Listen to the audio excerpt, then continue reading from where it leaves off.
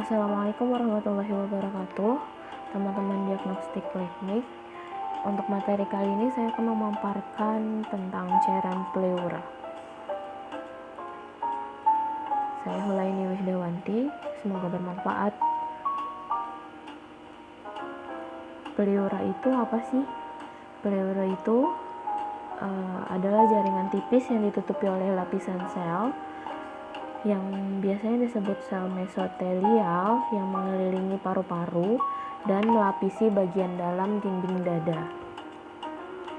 Biasanya sih kita sering menyebutnya tentang membran tipis yang terdiri dari dua lapisan, yaitu pleura visceral dan pleura parietal.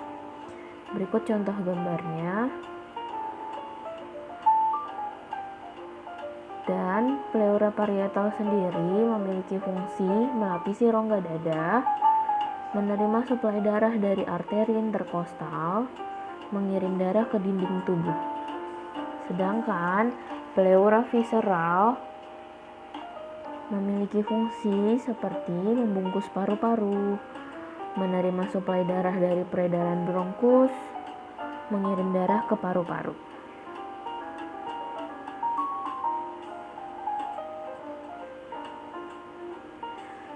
Di pleura tersebut, antar pleura itu memiliki rongga. Rongganya sangat tipis dan biasanya diisi oleh cairan yang kita sebut sebagai cairan pleura. Cairan pleura merupakan sebuah cairan serusa yang dibuat oleh membran serusa yang menutupi pleura normal.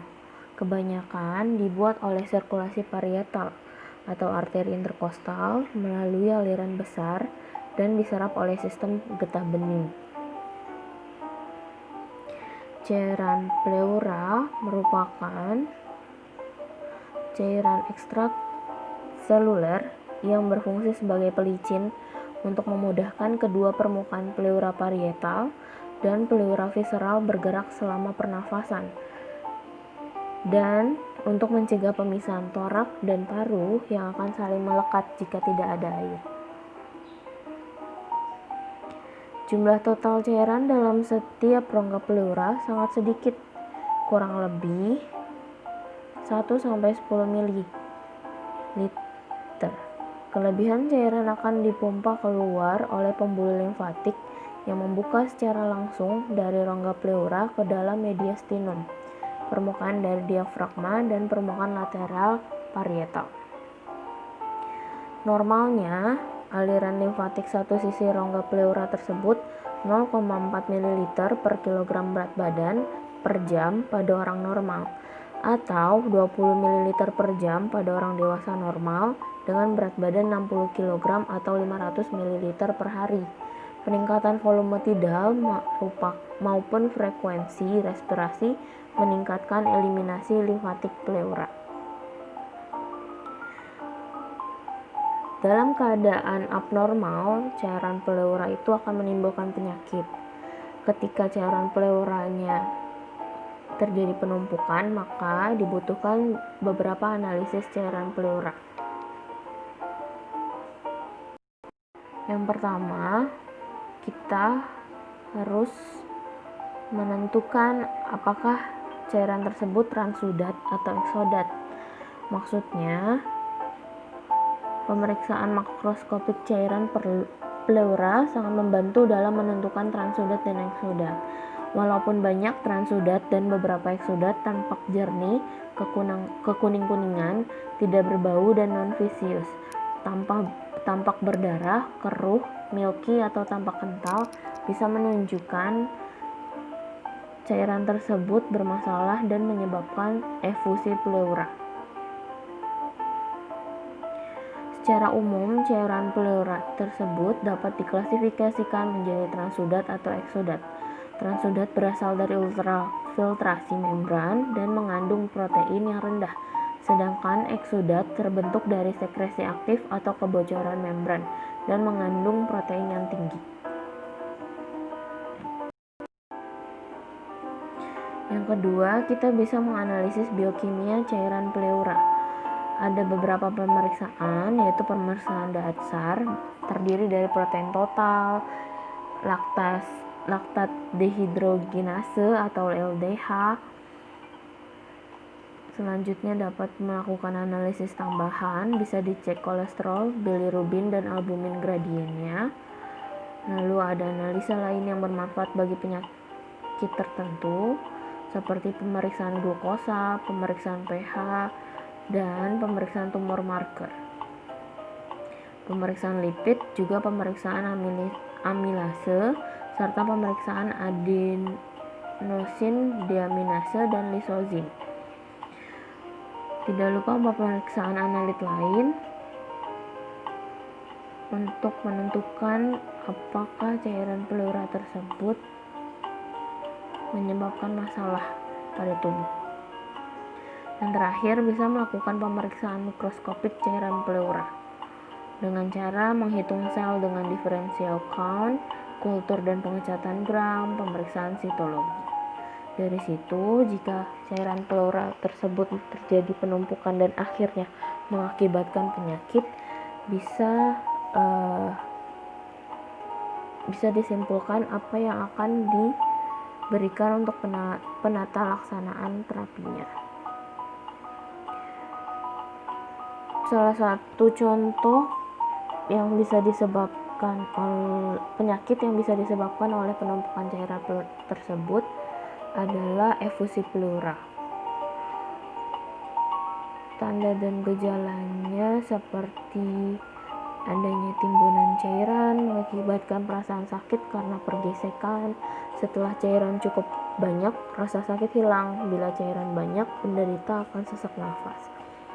Adanya gejala-gejala penyakit penyebab seperti demam, menggigil, dan nyeri dada pleuritis atau pneumonia, panas tinggi atau kokus, subfebril atau tuberkulosis, banyak keringat, batuk, dan banyak riak. Penata laksanaannya ini bertujuan untuk menemukan penyebab dasar, untuk mencegah penumpukan kembali cairan, dan untuk menghilangkan ketidaknyamanan serta dyspnea. Pengobatan spesifik ditunjukkan pada penyebab dasarnya, seperti gagal jantung kongestif, pneumonia, dan sirosis. Bisa dilakukan torasentesis jika diperlukan untuk membuang cairan, untuk mendapatkan spesimen guna keperluan analisis, dan untuk menghilangkan dyspnea. Selanjutnya, obat-obatan yang memiliki penetrasi terbaik ke dalam rongga pleura biasanya aztreonam, clindamycin, ciprofloxacin, cefalosporin, dan penisilin.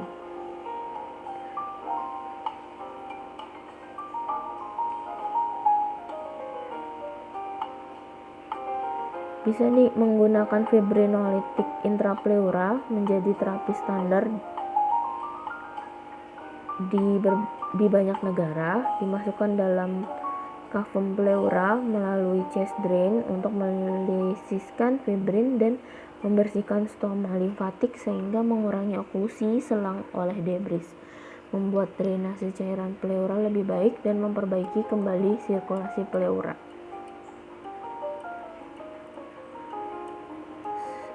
Seperti yang tadi saya bilang, penyebab atau yang bisa disebabkan oleh penumpukan cairan pleura itu kan efusi pleura ya. Efusi pleura tersendiri ini diakibatkan oleh cairan yang memenuhi rongga pleura tersebut.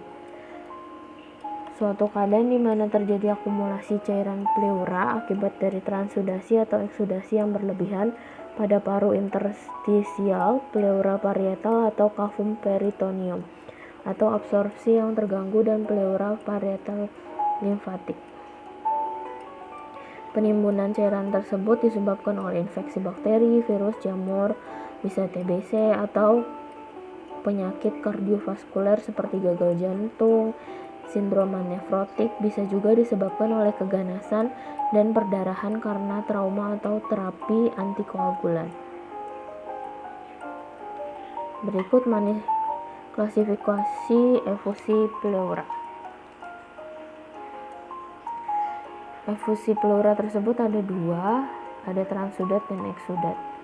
Kalau yang transudat ini merupakan akumulasi cairan non-inflamasi dalam ruang interstisial atau rongga pleura yang disebabkan oleh perubahan faktor sistemik yang terjadi dalam paru-paru akibat dari perubahan tekanan hidrostatik dan atau tekanan koloid atau penimbunan cairan, bukan akibat dari perubahan permeabilitas pembuluh darah. Ciri-cirinya cairannya jernih, warna kuning muda, berat jenisnya kurang dari 1015, tidak berbau, bekuannya negatif, pH-nya lebih dari 7,31, proteinnya 3 gram, glukosa, kadar LDH-nya kurang dari 200 IU, terus perwarna gramnya negatif, BTA-nya juga negatif. Untuk efusi pleura eksudat sendiri, cairan radang ekstravaskuler yang mempunyai berat jenis tinggi lebih dari 1015 dengan kandungan protein yang lebih tinggi dari transudat. Cairan radang ini dapat membeku karena mengandung fibrinogen. Ciri-cirinya yaitu cairannya keruh, warna kuning kehijauan atau merah coklat atau putih susu. Berbau, bekuannya positif, pH-nya kurang dari 7,31, kadar glukosa lebih kurang dari plasma darah, kadar LDH-nya lebih dari 200 IU, rivaltanya positif, pewarna gram positif, BTA positif, kultur kumannya positif. Biasanya dilakukan pemeriksaan laboratorium yang meliputi pemeriksaan makroskopis terdiri dari pemeriksaan jumlah, warna, kejernihan, bau, berat jenis, dan bekuan. Seperti yang tadi sudah disampaikan tentang analisis cairan pleura. Berikut manifestasi klinik efusi pleuranya. Biasanya disebabkan oleh penyakit dasar. Pneumonia akan menyebabkan demam, menggigil, dan nyeri dada pleuritis. Sementara efusi malignan dapat mengakibatkan dispnea dan batuk. Ukuran efusi akan menentukan keparahan gejala. Efusi yang luas akan menyebabkan sesak nafas. Sekian paparan materi dari saya. Assalamualaikum warahmatullahi wabarakatuh.